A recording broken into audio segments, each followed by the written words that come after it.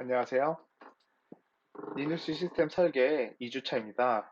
이번 장은 운영체제에 대해서 공부하겠습니다. 인베디드 시스템에서 사용되는 운영체제가 있으며 운영체제에 대한 전반적인 지식을 습득하여 추후에 실습을 진행할 리눅스 시스템의 구동 원리를 이해하시면 될 것 같습니다. 운영체제입니다. OS라고 하며 오퍼레이팅 시스템의 약자입니다. 일반 컴퓨터, 노트북, 스마트폰의 전원을 켜게 되면 만나게 되는 처음의 소프트웨어, 즉 이걸 OS라고 합니다. 예를 들어 범용 운영 체제인 윈도우, 맥 OS, 그 다음에 유닉스, 리눅스 등이 있습니다. 모바일 운영 체제에는 iOS, 안드로이드 있다고 설명하고 있습니다. 일전에 인베디드 시스템을 구분 지을 때 범용 PC와 그 다음에 인베디드 시스템으로 구분하였습니다. 제가 운영체제 시간대에 한번 범용 운영체제를 이야기하면서 관련된 얘기를 더 말씀드린다고 했었는데요. 그 부분을 한번 여기서 말씀드리면, 범용 운영체제란 범용 PC에 들어가는 것들을 범용 운영체제라고 할 수 있겠습니다. 이렇게 OS가 있다고 가정하면 여러분들이 만드시는 프로세서들이 존재하게 됩니다. 이 프로세서 안에는 메인이라는 함수를 사용하고 각각의 모두가 메인을 사용해서 프로세스들이 구성이 됩니다. 나중에 인베디드 시스템에서 RTOS를 접해 보실 수가 있으면 경험해 보시게 되면 RTOS의 경우에는 메인이라는 함수를 우리가 뭐 펌웨어나 할 때 다 메인으로 다 시작을 하겠죠. 메인이 시작되면 이 안에는 메인밖에 있지 않습니다. 그리고 여기에 뭐 RTOS 같은 경우는 타스크가 존재하게 됩니다. 여러 타스크들이 존재해서 마치 이 타스크들이 이런 프로세서의 역할을 가장 비슷하게 흉내내는 과정이라고 생각하시면 됩니다. 여기서 RTOS와 범용 OS의 차이는 이런 부분이 있습니다. 메인을 가지고 있거나 메인을 하나만 가지고 있거나 메인을 여러 개 가지고 있을 수 있는 부분입니다. 저는 여기서 이 부분으로 인베디드 OS와 그 다음에 그 범용 OS를 구분하고 있습니다. 둘은 확실한 차이가 존재하고요. 따라서 우리 모바일 운영체제 iOS, 안드로이드 같은 경우에는 자바는 자바 메인이 있고 그 다음에 iOS도 메인이 있습니다. 따라서 뭐 모바일 OS라고 하지만 동일하게 이쪽에 이제 이런 식으로 메인을 사용하기 때문에 프로세스 사용하기 때문에 그리고 외부에서도 들어와서 설치도 할 수 있고 이런 여러 가지 요인으로 범용 OS를 쓰는 스마트폰은 안드로이드가 인베디드 시스템이 아니라 저는 범용 시스템으로 보고 있습니다. 예전에 여러분들도 사용하셨을 수 있는 휴대폰 같은 경우에는 휴대폰 같은 경우 지금의 스마트폰이 아닌 휴대폰 같은 경우에는 RTOS를 사용했습니다. 이때는 RTOS를 사용하다 보니까 내부에 뭔가를 새로운 걸 설치하는 게 매우 힘들었습니다. 그리고 나중에 스마트폰에서 스마트폰을 많이 쓰신 분들은 기억이 나실지 모르겠지만 스마트폰을 쓰시다 보면 예전에는 통신사 그 어플에 들어가면 뭐 게임 같은 거를 이렇게 설치할 수 있었습니다. 게임 같은 거를 외부에서 설치할 수 있었는데 이때는 자바 JVM이라는 자바 VM이 모바일 제가 정확하게 명칭까지는 잘 모르는데 자바 VM은 맞고요. 자바 VM에 모바일 자바 VM이라는 M 자바 VM인지 모바일 자바 VM이라는 거를 이 RTOS의 내에다가 포팅을 해서 이쪽에 하나의 구석에다가 JVM을 넣어주고요. JVM의 역할이 뭐 나중에 좀 이따 좀 더 설명은 드리겠지만 JVM의 역할은 JVM이 있으면 이 머신들과 어떤 기계가 있으면 JVM이 여기에 들어가게 되면은 어떤 머신들과의 통신은 JVM이 다 해주고 하드웨어적인 구성은 JVM이 해주고 외부에서 자바가 설치가 쉽게 될 수 있는 구조를 만들어주는 겁니다. 그래서 예전에 스마트폰도 사실상은 메인이 하나의 그 자바 VM을 통해서 마치 뭔가가 있는 것처럼 보여주는 거지 메인은 하나였습니다.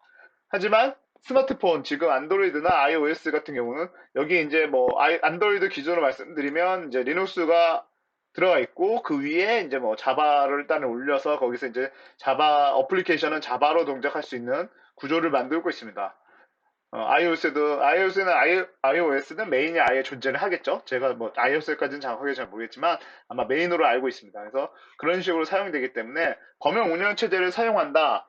범용 운영 체제를 사용한다는 얘기는 뭐 PC 있다. 뭐 PC 성능이 고성능의 PC가 있다. 여기에 사실은 인베디드 제품이 들어간다 그러면 인베디드가 되는 거고 이 PC가 있다 그래도 저성능의 PC가 있다 그래도 뭐 내가 여기다가 뭐 윈도우를 설치해서 사용하겠다 그러면 이거는 범용 범용 PC가 되는 겁니다. 어떤 PC의 성능에 따라서 움직이는 게 아니라 인베디드는 범용 운영 체제를 쓰냐 안 쓰냐에 따라서 달립니다. 그리고 나중에 뭐 인베디드를 좀 더 공부하시다 보면 어떤 것들은 뭐 윈도우로 된 모드 뭐 인베디드 제품들이 있다고 할 수도 있는데 그런 것들에서는 사실은 범용 OS 범용 운영 체제를 쓰지만 요거를 범용 운영 체제에서 어떻게 어플리케이션이 뭐 특정한 어플리케이션만 사용할 수 있게 시스템을 구성한다 그러면 이런 것도 인베디드 시스템이 될 수 있습니다. 그런 것도 제가 경험을 통해서 있던 것들을 좀 지나가면서 얘기할 수 있도록 해보겠습니다. 운영체제의 역사입니다. 아, 운영체제의 이제 역사의 시작은 유닉스라고 할 수 있습니다. 사실은 유닉스 이전 얘기를 할 수도 있습니다. 뭐 유닉스 이전에 애니악도 있었고 그 다음에 뭐 폰노이만부터 시작해서 그런 역사들이 쭉 흘러내려와서 실제로 OS라는 개념은 IBM IBM의 회사에서 어, 141이라는 그 당시에 이제 좀 아주 비싼 개인용은 아니고 컴퓨터를 만들게 됩니다. 아마 2세대 컴퓨터쯤 될 건데요. 이 2세대 컴퓨터를 만들면서 그때 이제 운영체제라는 최초의 이제 모양이 나오고 그 다음에 IBM 360이라는 게 만들어지고 OS 360이라는 이름으로 이제 실제로 사용이 되고요. 사실은 이게 OS의 시작이 될 수도 있고 그런 부분이긴 한데 사실은 지금은 모든 뿌리가 유닉스로부터 내려오기 있기 때문에 이런 뭐 IBM 360, 뭐 OS 360에 대한 얘기는 거의 이제는 역사 속 얘기인데요. 뭐 잠깐 그냥 어쨌든 OS 얘기를 하니까 잠깐만 말씀을 드리면 OS의 이제 뿌리가 될 수 있는 부분들이죠. 이런 것들은 실제로는 옛날에 우리가 이제 영화 같은 데 보면 이렇게 큰 옛날 이렇게 큰 뭐 어디 PC 같은 게 있으면 이쪽에 이제 우리 자기 테이프라 그러죠. 이게 두 개가 이렇게 있어서 여기 테이프가 이렇게 돌고 있습니다. 이렇게 계속 이제 테이프가 무한으로 이제 여기 계속 돌면서 뭔가를 하고 뭐 그 앞에서 이제 일하는 거라 영화에서 많이 보셨을 겁니다. 제가 어떤 걸 얘기하는지를 이해하시는 분들도 있을 거고 어쨌든 이런 자기 테이프가 계속 돕니다.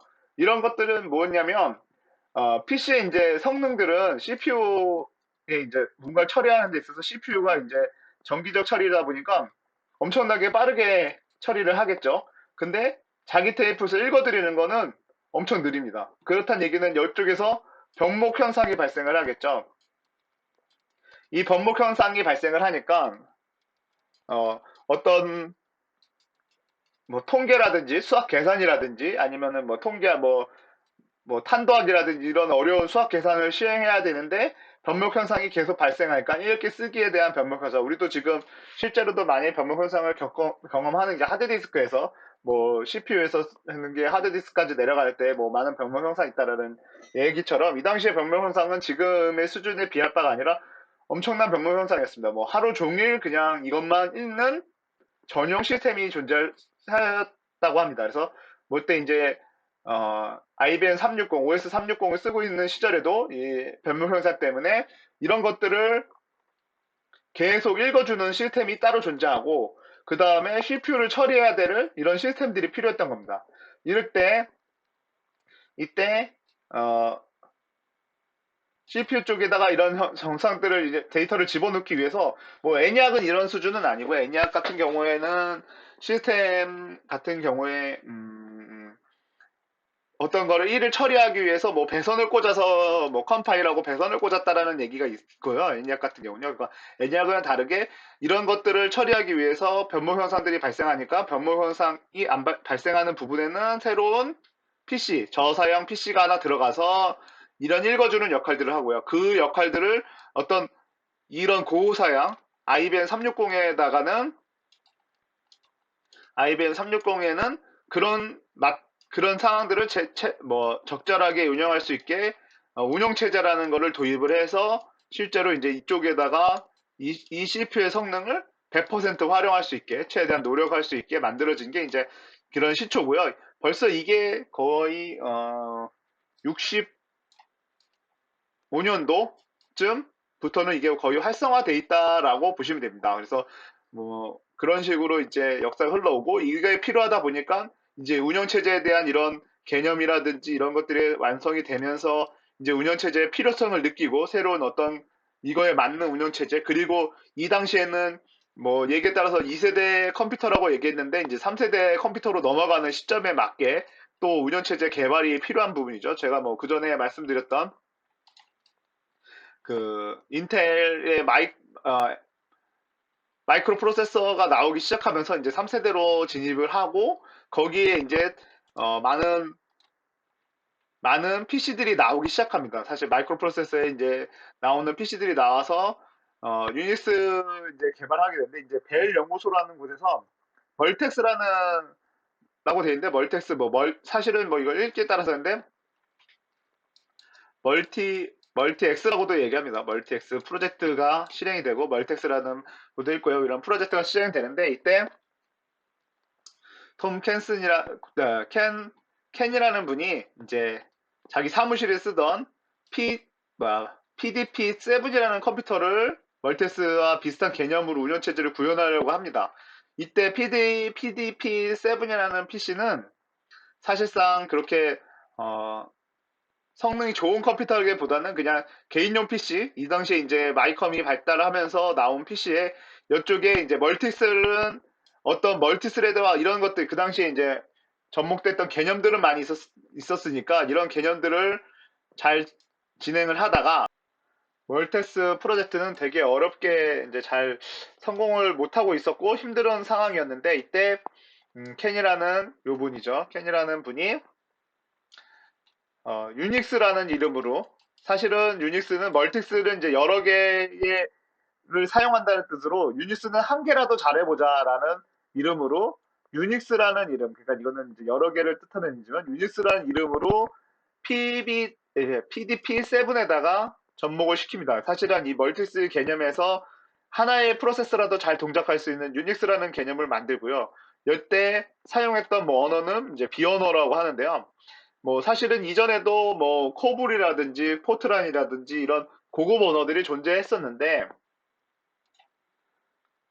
B라는 언어를 사용하게 되죠. B라는 언어, B 언어 이때 사실 고급 언어들은 그 당시에 고급 언어들은 이제 탄도학이라든지 이런 걸 계산하다 보니까 어, 사실 그렇게 빠르지는 않았고요. 그 다음에 어떤 시스템을 만드는 데 있어서는 되게 불리한 역할일 수도 있었습니다. 왜냐하면 개발하는 속도는 매우 높았지만 이게 기계어에 가깝지 않았기 때문에 이런 하드웨어를 컨트롤하는 거에서는 고급 언어가 불리했기 때문에 이 당시에 이제 비언어라는 거를 만들어서 사실은 이 켄이라는 분이 비언어를 이제 창시를 하셨는데 비언어의 역할은 뭐였냐면 음, 다 지울게요.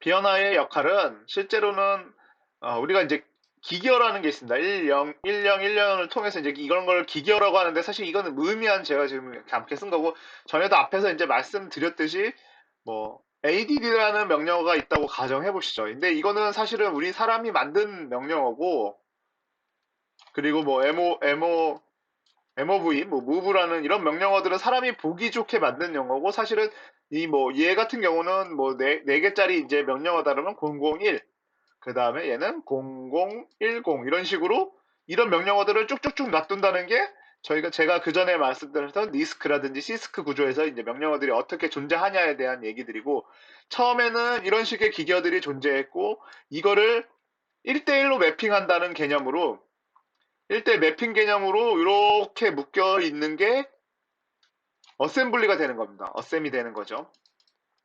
어셈이 되는 거고, 요게 이제 1대1로 묶여 있다 보니까 누구든지 손으로도 코딩이 가능하죠. 이렇게 써놓고 다 이런 식으로 해서 어셈을 잘 코딩하면 이런 식으로 쭉쭉쭉 쓴 다음에 이제 이런 식으로 변경을 하면 되니까요. 손으로 이 표만 보시고 표만 보고 변경을 하면 되니까 어셈은 기계어로, 사실은 어셈을 기계어로 번역하는 거는 사람도 쉽게 할 수 있습니다. 사람도 쉽게 할 수 있고, 왜냐면 표만 있으면 어셈블리어를 기계어로 변경하는 건 매우 쉽다라고 합니다. 저도 뭐 안 해봤지만요. 근데 이 어셈블리어가 이제 비언어를 만들어서 여기에 이제 하나 더, 여기서 하나 더 이제 비언어를 만들어서, 비언어의 역할은 뭐였냐면, 우리가 뭐 어떤 A 더하기 B라는 걸 했을 때 얘가 어셈블리어를 가게 되는 거를 컴파일러, 우리가 어셈블리어를 가게 만들어주는 겁니다. 사실상 여기서부터는 다른 게, 그전에는 어셈블리어만 알면, 표만 있으면 기계어로 가는 거는 사람도 할 수 있었는데, 실제로 이제 C 언어를 아무리 잘해도, 뭐 B 언어를 아무리 잘해도 어셈블리어로 가는 방법은 사실은 잘 모르겠습니다. 저 같은 경우도 어셈블리어를 뭐 잘 알지를 못하기 때문에 이렇게 만들어 놓은 거 뭐 간단한 것들이 어셈블리어로 갈 수 있겠지만, 이거보다 더 고차원적으로 뭐 포문을 쓴다든지 이런 것들을 쓰게 됐을 때, 엄청 큰 걸 썼을 때 100% 얘와 똑같은 어셈블리어를 만들 수 있냐? 사실은 그거는 저 같은 경우에는 장담을 못 하겠죠.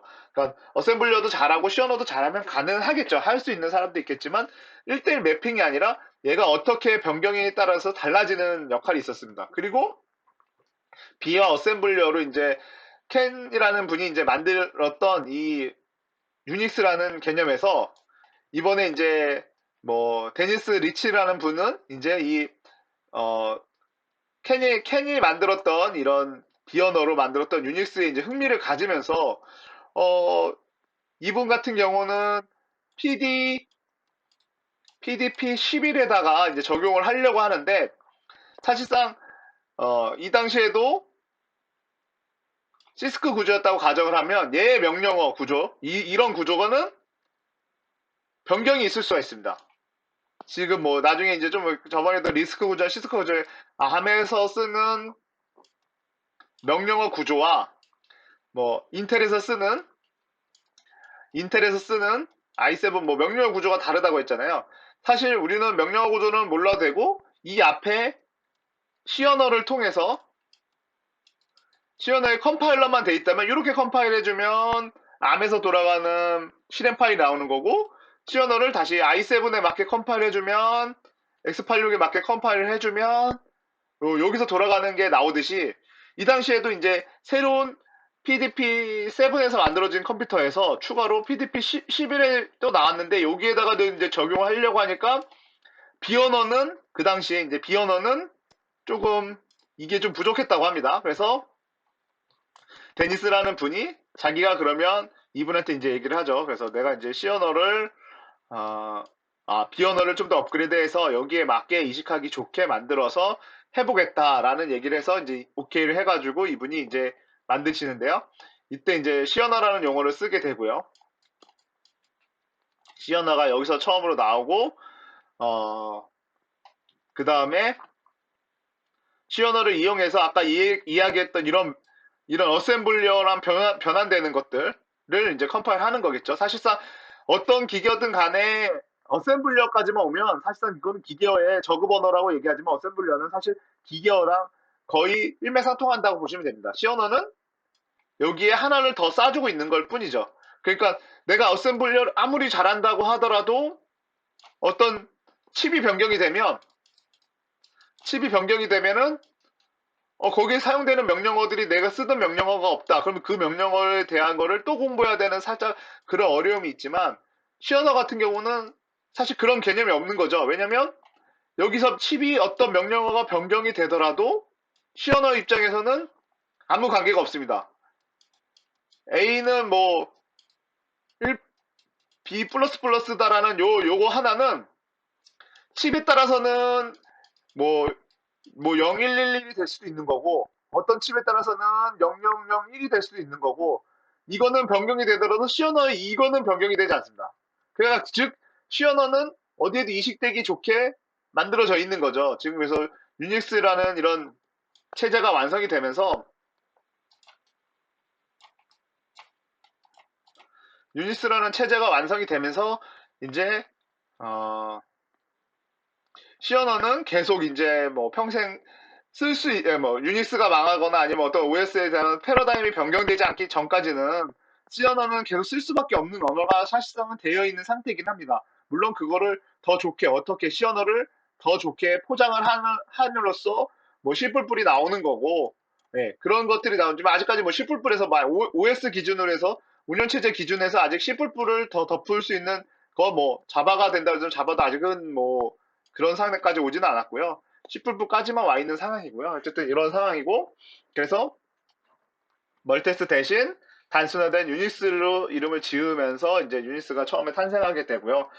어, 이 유닉스로 탄생된 연도가 마지막으로 시어너가 탄생된 게 73년도라고 합니다. 73년도에 이제 유닉스가 나오면서 이분들이 이제 유닉스를 개발하여 공개하고 그리고 계속 이식하고 이제 업그레이드 되고 변화가 있었고요. 유닉스에 대해서는요. 그 다음에 1981년에 MS 도스가 탄생을 합니다. 뭐 컴퓨터에서는 거의 이제 혁명이 되는 거 MS라는 건 이제 마이크로소프트의 이제 도스가 탄생되는데 이때 이제 사실은 MS 도스가 탄생되는 계기는 뭐 역사 얘기니까 좀 더 드리면 IBM이 IBM이라는 회사가 사실은 PC를 거의 꽉 잡고 있었죠. PC에 지금.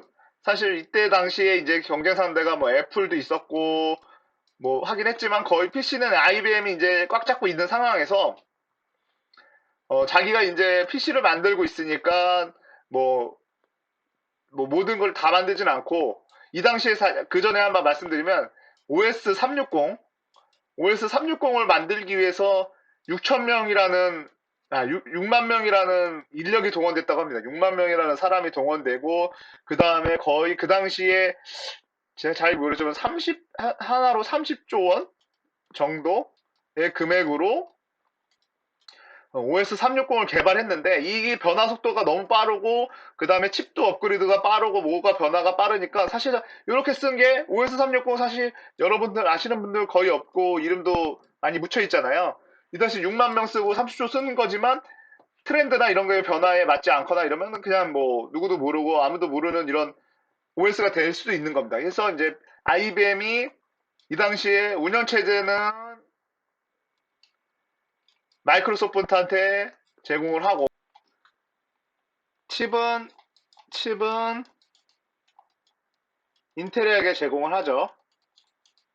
인텔에게 제공을 하면서 IBM 같은 경우는 사실은 PC를 만드는 회사에서 뭐 OS는 마이크로소프트, 칩은 인텔 칩을 쓰니까 사실은 지금은 IBM보다는 마이크로소프트와 인텔이 훨씬 더 커졌죠.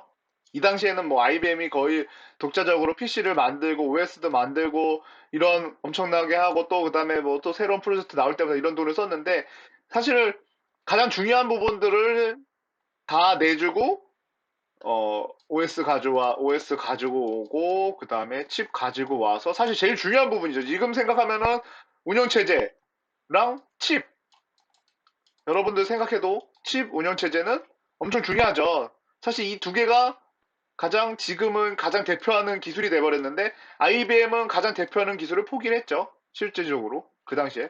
뭐, IBM이 지금 뭐 그렇다고 해서 완전히 무너지고 이런 건 아니죠. IBM도 IBM대로 아직도 슈퍼컴퓨터, 서버 컴퓨터 엄청난 거 만들고 있긴 하죠. 네.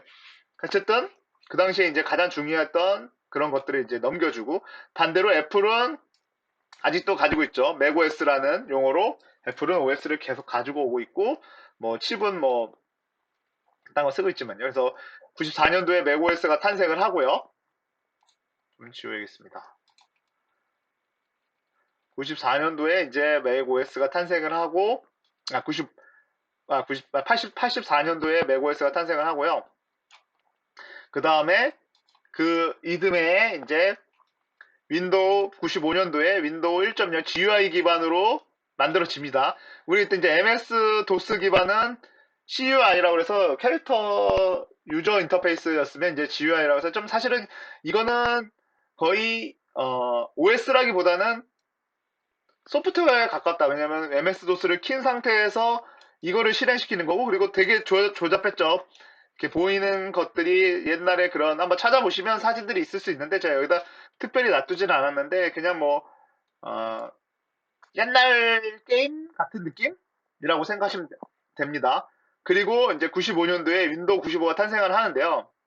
사실은 여기 윈도우 95가 뭐 얼마나 대단하냐 아니냐를 떠나서 MS 쪽에서의 이제 마이크로소프트 사에서는 되게 이제 획기적일 수 있는 게 MS 도스라고 해서 이제 캐릭터 유저 인터페이스를 쓰고 있었을 때 MS 도스에서 그 전까지도 아마 제 기억으로는 윈도우 뭐 3.1, 3.5 이게 더 나갔는지는 모르겠습니다. 윈도우 3.1, 3.5 있는데 사실은 MS 도스에서 실행시키는 어떻게 보면 말이 OS지 실제로는 OS에서 OS를 실행시킨다라는 개념이 많이 없잖아요. OS에서 OS를 실행시킨다라는 용어는 차라리 OS를 실행시켜주는 게 아니라 응용 프로그램을 응용 프로그램을 실행시킨다는 개념이 맞잖아요. 그러니까 MS 도스에서 뭔가를 실행시키는 건 응용 프로그램을 실행시키는 거지. 뭐 MS 도스에서 3.1을 윈도우 3.5를 실행시켰다. 그게 OS에 실행시켰다라는 개념이 되니까 좀 맞지 않았던 거죠. 그래서 이때 이제 과감하게 윈도우에서 과감하게 윈도우에서 통폐합해가지고 이제 이게 이때 이제 윈도우 95가 나오면서 맨 처음으로 이제 뭐 그전까지 제가 여기다 M이라는 거 하면 놨던데 이렇게 제가 이제 어렸을 때 컴퓨터 때는 다 이런 식으로 했는데요. 이게 이제 키보드랑 마우스도 사용할 수 있었습니다. M에서도 마우스도 여기 이제 마우스 커서가 막 돌아다니면서 마우스도 선택할 수 있었고 이게 M이라는 걸로 사실은 되게 편했죠. 왜냐면 모든 걸 다 타이핑하고 치고 게임 하나 들어가려고 하면은 뭐 A 드라이브 치고 뭐 CD 뭐 그다음에 뭐 A라는 폴더 가서 A.exe라는 명령을 쳐서 게임이 실행되고 그런 거에서 요 M이라는 게 나오면서 이제 뭐 커서 움직이면서 이쪽에 뭐 이런 요게 커서죠. 요 커서가 이렇게 잘 모르시는 분들도 있을 겁니다. 요 커서가 있어서 요 커서 딱딱딱딱딱딱 돌아다니면서 여기 지금 exe 파일들 중에 하나를 땅 치면 그게 실행되는 그런 역할을 했었죠. 그리고 이제 여기서 뭐 F10번인가 뭐 누르면 이쪽에 있는 메뉴들이 있어가지고 뭐 카피라든지 포맷이라든지 뭐 여러 가지 명령어들 캐릭터로 그러니까 그 타이핑을 해서 해야 될 것들을 쉽게 할 수 있는 이런 M이 있었는데 이때 이제 윈도우가 뭐 M이 어디서 어떻게 만들어졌는지 사실 저는 정확하게는 잘 모르겠어요. M까지는요.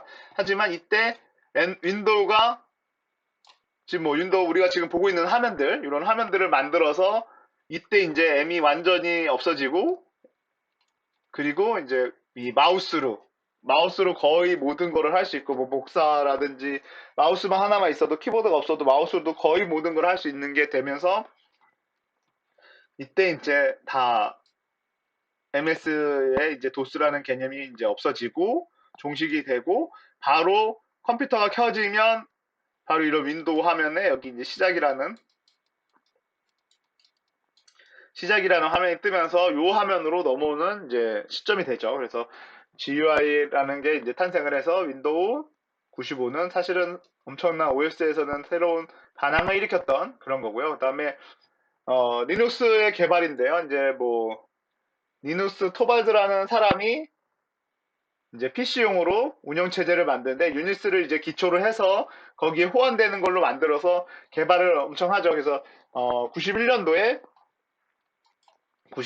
버전 0.01을 공개를 하면서 이것들이 이제 GPL이라는 용어로 해서 이제 공개가 되는데 집단지성이라는 걸로 해서 이제 코드가 공개되면 이제 여기에 각자의 능력에 따라서 새로운 거를 이제 하나씩 막 붙이기 시작하죠. 그리고 또 공개를 하고, 루이스 토발즈 같은 경우는 이 공개된 버전을 계속 관리하면서 이거는 넣고 저거는 빼고 코드를 계속 보면서 새로운 사람들이, 그러니까 뭐 이런 식으로 개발이 된다고 보시면 됩니다. 어떤 버전이 딱 나오면, 0.1이라는 버전이 나오면, 여기에 나는 이렇게 만들어서 내가 만든 거야. 0.1 플러스 나는 A를 만들었어. 난 0.1 플러스 B를 만들었어. 막 이런 것들이 격가지가 이제 계속해서 생기죠.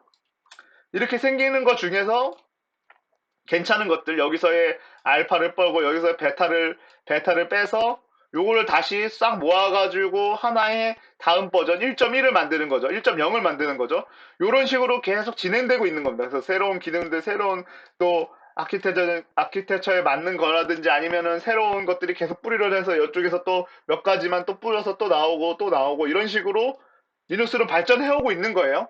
이렇게 발전되는 게 사실상 리눅스가 발전되는 게 유니스도 또 같이 호환이 되기 때문에 유니스에도 발전이 되고 여기에 난 리눅스에서 되고 있는 것들 여기서 또 필요한 부분들 내가 또 잘라서 요만큼만 잘라서 또 딴 거 만들면 걔로 또 GNU가 퍼져 나가고 이런 곁다리들이 사실은 엄청 많아요. 지금은요. 여러분들도 이거 뭐 저도 여기는 이 리눅스 시스템의 이런 곁다리들 다를 알 수는 없지만 엄청나게 많이 있습니다. 이런 분들이 새로운 게 생기고 빠지고 들어오고 맞지 않고 사실은 안드로이드도 이 루이스 토발드가 계속 이 초반에는 컨트롤 했다라고 알고 있습니다. 그러니까 컨트롤 했다는 게 버전을 계속 생성해주고 안드로이드 버전 또 계속 구글에서 이제 계속 만들어지는 것 중에 또 여기에 맞춰서 이거 새로운 버전 계속 이런 거를 해주다가 나중에 이제 그걸 포기했다라고 저는 알고 있습니다. 이 내용이 꼭 다 맞냐 안 맞냐까지는 모르겠는데 어쨌든 그런 내용까지도 있고요. 그래서 이제 우리가 쓸 리눅스가 이렇게 개발이 됐다 이렇게 생각하시면 되고요. 그래서 91년도에 리눅스가 나오고 그 다음에 이제 유닉스의 특징인데 유닉스는 이 당시 이전에도 이제 뭐 어느 정도 그때 변목 형상이나 이런 것들을 이제 해결하기 위해서 다중 작업, 멀티 스레드, 멀티 유저 뭐 이런 것들이 이제 어느 정도 활용이 되고 있었지만 실질적으로 유닉스가 나오면서 이런 작업들이 이제 활성화되고 이런 작업들이 이제 보편화되고 있는 시점이죠. 그래서 이런 명령어 우리가 이 아까 제가 잠깐 얘기했던 CUI라는 캐릭터 유저 인터페이스로 얘는 대화형으로 해서 그 당시 이제 다 타이핑하고 이런 것들 작업에 이제 우리가 유닉스라든지 리눅스를 쓰게 되면 이제 서버를 하면 호스트라고 해가지고 여러 사용자가 붙어서 쓰게 됩니다. 활용을 하죠. 윈도우에는 사실은 이런 기능들이 조금 덜하죠. 지금은 많이 그런 작업들을 늘리게 했는데 하여튼 유닉스에서는 이 작업들이 그래서 여러 사용자가 서버를 열어주고 유닉스 서버든 리눅스 서버든 서버를 열어주면 언제라도 여기 외부에서라도 이 IP만 알고 있으면 들어와서 여기에 있는 코어 실질적으로는 CPU의 성능을 내가 자원을 갖다 사용해보고 결과 나온 걸 확인한 다음에 이렇게 나오는 거를 다중 작업을 이용해서 이제 할 수 있는 거죠. 그래서 여러 사용자 도중 이런 기능들이 유니스의 이제 특징들로 해가지고 계속 진화하고 발전해 오고 있죠. 운영체제의 정의입니다. 운영체제는 응용 프로그램이나 사용자에게 컴퓨터 자원을 사용할 수 있는 인터페이스를 제공하고 그 결과를 돌려주는 시스템 소프트웨어이고요.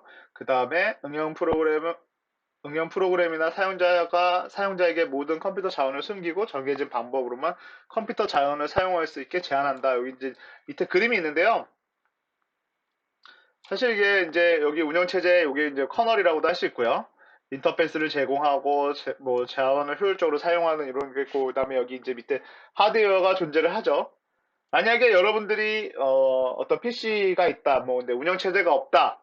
그러면 이거를 어떻게 사용해야 될까를 고민해 본 적은 한 번도 뭐 있을 수도 있고 해볼 수도 있는데 뭐 여기서 사실은 마우스만 놓고 봐더라도 우리가 이제 마이컴에서 마우스를 사용하려면 운영체제가 있다 보니까 이런 하드웨어적인 부분들이 다 운영체제들에서 이제 연결이 돼 있죠. 어떤 규약에 맞춰서 하면 마우스가 인식되고 우리는 마우스 같은 경우는 드라이버를 굳이 설치하지 않아도 그냥 되는 거고 어떤 뭐 새로운 프린터나 드라이버가 필요한 것들은 뭐 인터넷으로나 CD로 받아서 우리가 설치를 하는데 뭐 그런 것들 간단한 것들은 설치도 안 해도 되고 그건 다 운영 체제가 어느 정도 가지고 있거나 어떤 규약에 맞춰져만 있으면 USB라는 규약이 맞춰져 있다 그러면 그런 것들은 쉽게 되는 거죠. 뭐 사실 마이컴에서 USB 동작을 개발하려고 한다고 가정해 보십시오. 여러분들이 만약에 OS가 없다 그러면 OS가 있으면 그냥 끼기만 하면 인식이 되지만 USB 뭐라고 하니까 뭐 간단하게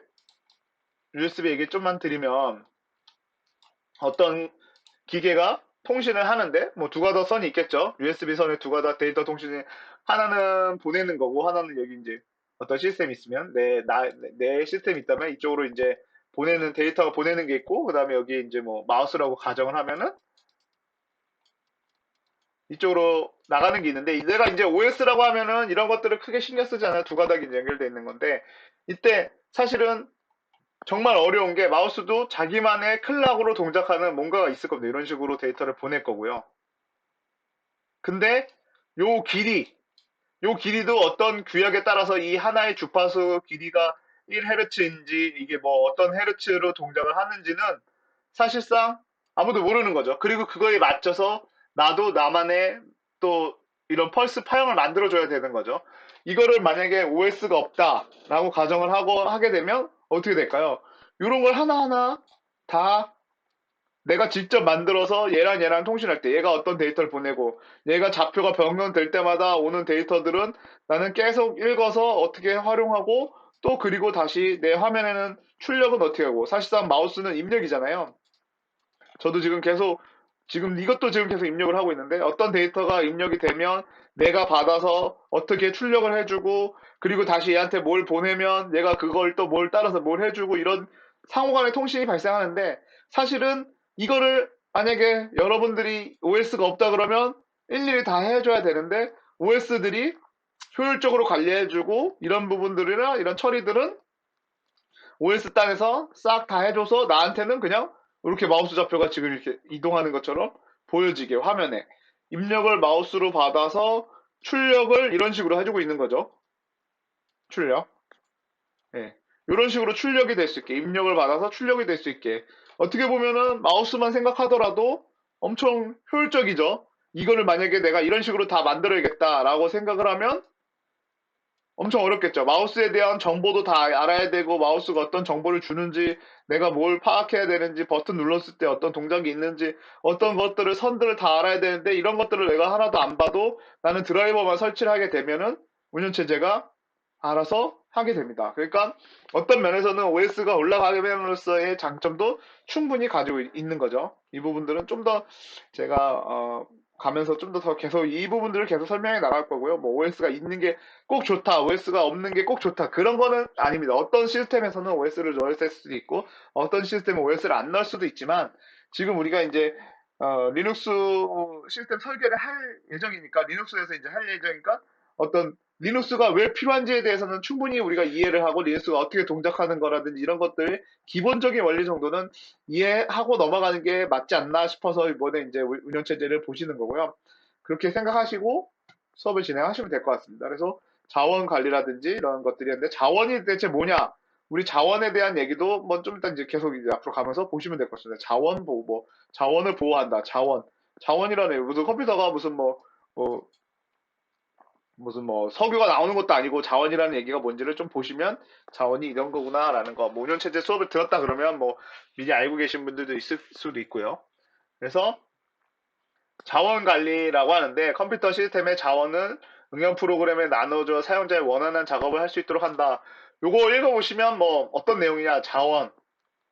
컴퓨터에서 가장 큰 자원은 뭘까요? 여러분들 여러분이 생각하는 거에서 컴퓨터에서 가장 큰 자원. 당연히 CPU겠죠. CPU가 가장 큰 자원이고 CPU를 위해서 운영체제가 CPU를 어떻게 100% 활용하기 위해서 운영체제가 존재하는 거고 그 다음에 어떻게 활용해서 제일 잘 맞게 활용할 수 있게 그걸 다 준비해 주는 게 사실상 운영체제가 자원 관리하는 거죠. 왜 CPU를 가장 중요하게 생각해야 될까요? 컴퓨터에서. 왜 그러냐면 CPU가 속도가 가장 빠릅니다. 가장 빠르다는 얘기는 뭘까요? 뭔가를 빨리빨리 처리할 수 있겠죠. CPU한테는 뭔가 많은 양을 데이터를 주게 되면 금방금방 결과가 나와요. 바로바로. 어떤 일정하게 정확한 값만 주게 되면. 근데 뭐 그냥 우리가 이제 CPU의 개념에 대해서 좀 더 좀 이렇게 뭐 변형돼서 좀 설명을 좀 드려보면 이런 경우가 있겠죠. 우리 CPU라고 하면 CPU 안에는 이제 저장 매체 중에 이제 가장 비싸고 가장 저가다는 게 이제 레지스터라고 합니다. 레지스터.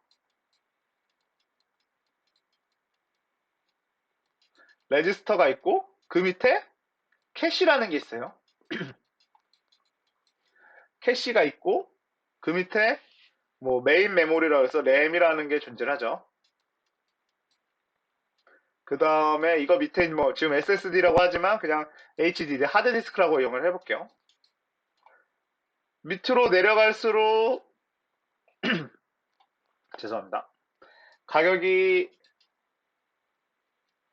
용량당 가격이 떨어지겠죠. 그리고 밑으로 내려갈수록 용량은 커지고 용량은 올라가겠죠.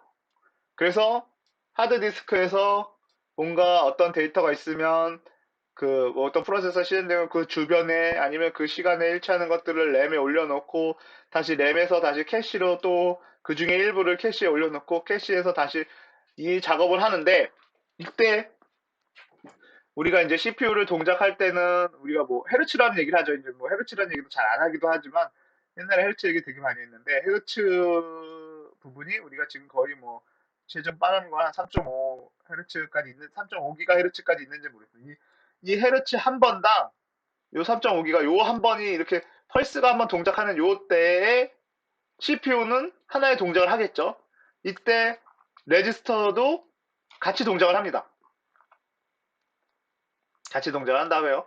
그러면 캐시가 레지스터가 다섯 뭐 이거 정확하진 않습니다. 제가 기억이 잘 가물가물한데 다섯 번 집어넣는 것만큼의 시간이 걸리면 캐시로 데이터가 들어온다고 해요. 다섯 번. 레지스터를 다섯 번 넣으면 사실 레지스터랑 PCU의 이 AUL이라는 연산장치랑 레지스터는 동일하게 거의 동일한 타임을 동작한다고 치면 캐시는 다섯 번 정도의 이제 손해를 보면서 동작을 해요. 그 다음에 램도 엄청 빠르다고 하지만 한 20번에서 100번 클락. 하드디스크는 뭐 훨씬 느리죠. 정확하게 뭐 1000번, 아니 뭐 10,000번 이 정도 될 수도 있겠죠. 그래서 레지스터의 모든 데이터들이 빨리빨리 들어와주면 엄청 빠르게 동작을 하겠지만 이런 모든 데이터들을 다 레지스터에 넣을 수 없겠죠. 왜냐면 너무 가격이 비싸고 그 다음에 용량도 한정적이니까 그거에 의해서 캐시에다가 어느 정도 놓겠지만 우리 캐시가 그렇게 크진 않죠. 거의 뭐 10메가 뭐 1메가바이트 정도 되는 뭐 6메가바이트 뭐 이 정도 제가 정확하게 이제 뭐 용량까지는 기억이 잘 안 나는데 뭐 다 제품마다 이제 다 차이가 있으니까요. 그래서 그 정도만 가지고 있고 램 지금 그래도 많이 이제 기가 단위로 올라왔죠. 우리가 기가 단위 뭐 32기가까지도 아마 낄 거예요. 8기가짜리 뭐 몇 개씩 끼. 캐시도 검색을 해보니까 i7 9세대 기준 L3가 뭐 12메가 12메가 바이트 정도, 12메가 바이트 정도에 대한 용량도 또 지원을 한다고 하네요. 그래서 뭐 이것도 이제 용량도 엄청 커지고 있고, 램도 커지고, 하드디스크가 뭐 엄청 커지고, SSD까지도 나오고, 이제 뭐 500기가 몇백 기가씩 하지만, 운영 체제는 이제 이런 자원들 어쨌든 밑으로 내려가면서 내려갈수록 느리니까 레지스터의 데이터들이 많이 들어올 수 있게 그런들을 잘 관리해주고 컨트롤해주는 역할을 하는 거죠.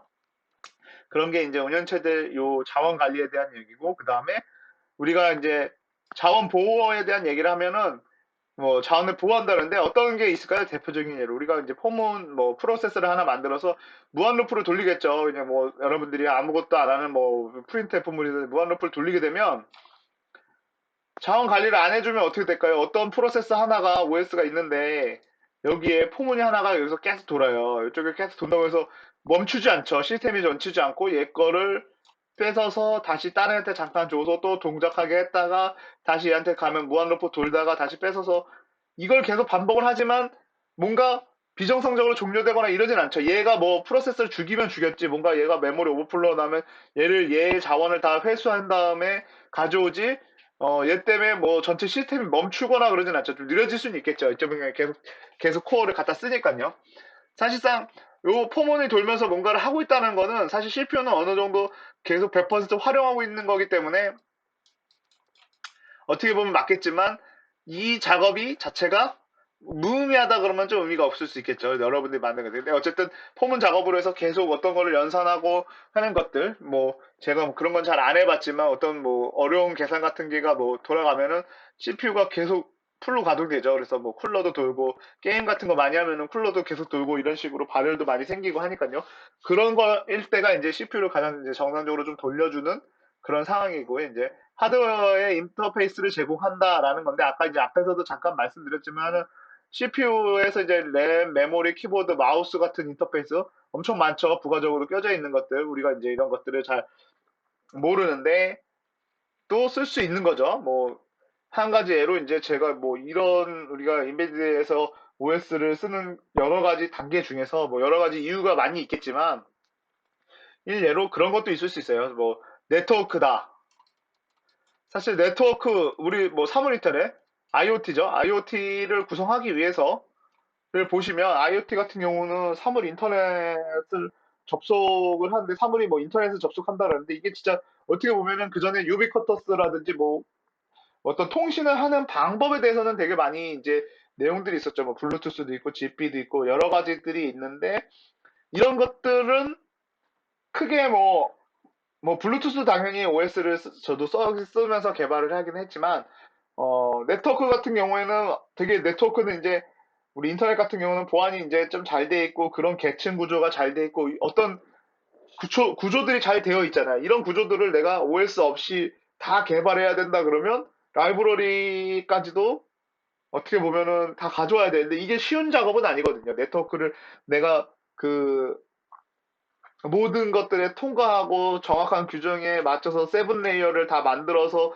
보내다든지 이런 것들을 OS 없는 상태에서 내가 하나씩 하나씩 다 개발한다. 너무 어려운 일이다 보니까 이럴 때는 뭐 인베디드 리눅스든 윈도우든 어떤 것들 하나를 사용을 해서 거기에 맞는 라이브러리를 그냥 갖다 써가지고 하면 엄청 쉽겠죠. 만약에 이거를 내가 네트워크를 다 만들어야 된다. 그럼 네트워크에 대해서 전반적인 지식을 다 알아서 그거를 다 코딩을 해야겠지만, 실제로는 그렇지 않고도 가능하겠죠. 그래서 IoT가 사실은 뭐 지금 완전히 막 붐이다, 뭐 한다, 이제 뭐 5G가 면 아이템 오겠다, 뭐 어쩌고저쩌고 하지만, 뭐 결국은 IoT가 오게 되면 이때는 OS 선택에서는 지금 현재로서 뭐 새로운 패러다임이 변하고 어떤 게 나오지 않는 이상은 리눅스를 쓰겠죠. 웬만해서는요. 리눅스를 쓰는 게 거의 일반적인 예가 될 것 같고요. 그래서 네트워크들 어쨌든 이런 것들 하드웨어적인 거 OS를 쓰게 되면은 이런 것도 신경 안 써도 되죠. 마우스라든지 키보드라든지, 네, 뭐 어떤 것도라도 신경을 안 쓰겠죠. 여러분들이 뭐 진짜 쉽게라도 이런 마우스나 키보드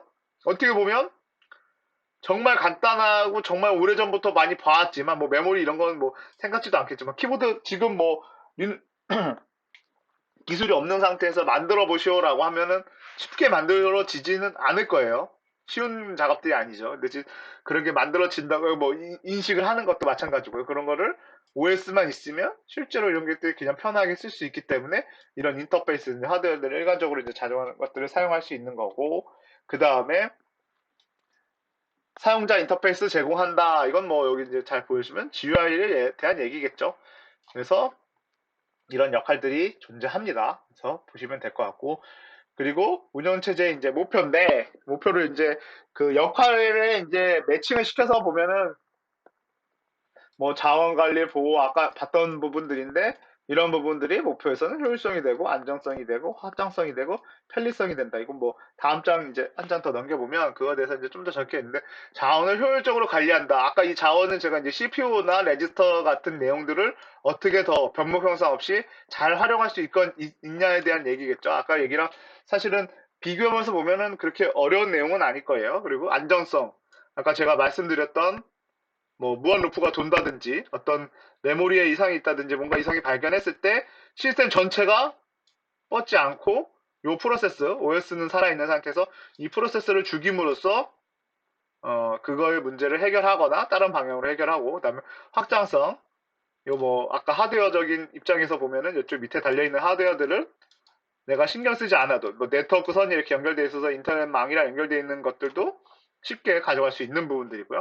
편리성이 아까 이제 인터페이스니까 그런 부분들에 나와 있는 내용들인 거죠. 네, 그렇게 보시면 될 것 같습니다. 그래서 네, 그렇고요. 커널이고요. 커널은 아까 이제 앞에서 봤던 거에서 이제 좀 더 확대한 그림으로 들어오면은 여기 이제 밑에 쪽 유저 인터페이스, 그래픽 인터페이스 밑에 있는 시스템 호출해야 되는데 이제 정식 용어는 뭐 시스템 콜이 될 거고요. 거기에 이제 커널이 있고 디바이스 드라이버가 있어서 커널은 이런 식으로 디바이스 드라이버보다 더 많은 양을 차지하고 있다. 이런 그림들이 있다라는 거는 좀 중요하게 생각하실 필요도 있어요. 저기 앞에서도 보시면 이런 식으로 운영체제가 이 하드웨어를 이렇게 닫고 있다는 얘기, 이런 그림도 있거든요. 근데 그런 것들은 뭐 이제 운영 프로그램 맨 밑에까지 그냥 바로 다이렉트로 가는 것도 사실은 있을 수 있기 때문에 그런 식으로 되어 있고, 커널도 사실은 디바이스 드라이버를 안 거치고 이쪽에 시스템 콜을 이용해서 이런 쪽으로 바로 다이렉트로 내려가는 길들이 있기 때문에 이런 식으로 이제 그려져 있다라고 보시면 됩니다. 어쨌든 요거는 이제 부가적인 내용이고요. 다시 본론으로 돌아와가지고 시스템 콜을 통해서 음, 커널에서는 이제 그 시스템 콜을 통해서 인터페이스 응용 프로그램이 시스템 콜을 통해서 디바이스 내려가는 이런 계층 구조로 운영체제가 운영이 된다. 그래서 요 다음 장이랑 요 다다음 장을 보시면서 좀 더 좀 자세히 설명하고 어떻게 운영이 되는 건지를 한번 말씀을 드려보겠습니다. 그래서 이런 프로세서 관리, 메모리 관리, 저장 기능 관리가 운영체제 핵심 기능을 모아놓은 것이다 라는 게 이제 커널이 들어있는 부분이고, 인터페이스가 있고 시스템 콜을 이용해서 디바이스 드라이버까지 내려온다 라고 제가 잠깐 이렇게 말씀드렸고, 다음 장 보시면 재밌는 그림이 있어서 한번 저도 요걸로 한번 나타내 봤는데요. 시스템 콜이라고 하면 커널 자신을 보호하기 위해서 만든 인터페이스인데, 커널을 사용하는 사용자나 응용 프로그램으로부터 컴퓨터 자원을 보호하기 위해서 자원을 직접 관리하는 것과 차단한다, 뭐 이렇게 되어 있는데, A라는 경우가 있고 B라는 경우가 있어요. 근데 사실은 뭐 내가 시스템 콜 없이 그냥 이 기계가 있다. 어떤 커피를 만들어주는 머신이 있고 여기는 사람이 있는데 또 머신이 똑같이 있다고 가정할게요. 그러면 뭐 커피도 그냥 커피 찾고 물 내리고 이렇게 해서 여러 가지 이렇게 전처해서 얘를 그냥 기계로 딱 직접 만들어 본 법이 있겠지만, 사실은 이렇게 했을 때 어떤 게 어떻게 동작하는지를 나는 정확하게 모를 수 있죠. 이게 제대로 맞는 건지, 이 기계가 내가 잘 아는 기계면 상관이 없지만 잘 모르는 기계인데 처음 와가지고 물 누르게 하고 뭐 하고 커피를 누르고 이런 것까지 해야 되는데, 사실은 이분 같은 경우는 커피 주세요 하는 분들은 요 기계, 여기에 막 커피 머신기가 있다면 엄청 어려운 커피 머신이 있다면, 저도 커피를 한 번도 내려본 적이 없기 때문에 커피 머신을 어떻게 하는지 모르지만 똑같이 커피를 마실 수 있는 거죠. 왜냐면 여기에 요 분한테 이제 시키면 되니까 이분을 OS라고 생각하시면 되는 거죠. 어떤 OS는 이 밑에 뒤에 있는 하드웨어적인 구조를 전혀 몰라도 몰라도 나는 이 커피 머신기가 여기에 어떻게 생겼는지조차도 필요가 없는 거죠. 어떻게 있는지조차도, 여기에 뭐가 있는지조차도 필요 없는 거죠. 그냥 여기에 요청을 하면 내가 원하는 커피가 나오죠. 근데 이쪽에서는 똑같은 작업을 다 알고 있어야지만이 할 수 있는 거죠. 그러니까 시스템 호출을 통해서 커피 하나만 주세요를 콜해서 시스템에 있는 커피 머신기를 이용해서 데이터가 나온 거를 전달해 주는 거와, 시스템 콜이 없이 직접 기계에 가서 하나씩 일일이 1번, 2번, 3번, 4번, 5번, 6번, 7번 버튼 눌러서 커피 한 잔을 받는 거. 이게 사실 그림으로 나타내서 잘 나타낸 것 같아요. 시스템 콜이 이런 느낌이다라는 거. 그래서 좀 더 기술, 이거는 그냥 이제 만화적인 상상이니까 이제 좀 좀 더 정확하게 얘기를 하면은 이런 식이겠죠. 하드디스크에 접근을 해야 되는데, 사실은 우리 하드디스크를 접근해서 뭔가를 쓸 때 여러분들이 어, 하드디스크에다가 번질 지정해서 데이터를 저장하진 않죠. 보통은 뭐 라이트를 통해서 이런 식으로 이제 라이트를 통해서 저장하는데, 라이트라는 함수 자체는 하드디스크에 빈자리를 찾아서 이제 자기가 넣는 기능까지 다 있는 거예요. 유효성 검사하는 거라든지 모든 거를 다 가지고 있는 상태에서 하는 거겠죠. 그래서 이제 라이트 기능은 시스템 콜, 우리는 라이트라고 쓰지만 실제로는 시스템 콜로 만들어진 함수고, 그 시스템 콜에 의해서 하드디스크에다가 데이터를 저장하는 기능들을 갖다 쓰고, 그 다음에 저장될 때 어떤 유효성 검사라든지 이런 것들은 시스템 콜이나 이런 OS에서 다 해주고 있는 거죠. 만약에 여기서 여러분들이 이런 그림처럼 직접 접근한다 라는 그림이 있다라고 하면 어, 크리티컬한 번지를 직접 접근하려고 한번 해보신 적이 있으신 분들은 뭐 있어요? 뭐 1번지 같은 거, 램의 1번지라든지 뭐 하드디스크 1번지 같은 거 접근하게 되면 일단은 OS가 막습니다. 무조건. OS에서 그냥 에러 뱉어내고 프로세스 종료시켜버리죠. 그래서 내가 우회해서 어떻게든 1번지를 내가 가서 뭔가를 해야겠다.